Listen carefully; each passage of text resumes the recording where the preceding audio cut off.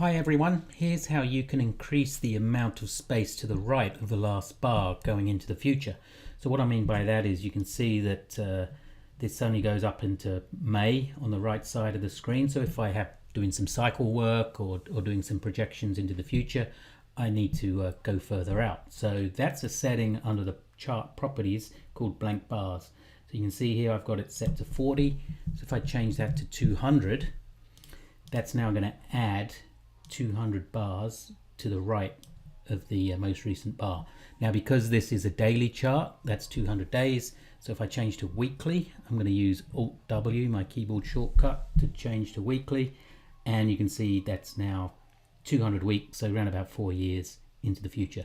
If that's something you want to keep as a default setting for all new charts, go to the actions and down the bottom there, save settings as default, and then the blank bars and the bar colors will be remembered for next time. Thanks very much.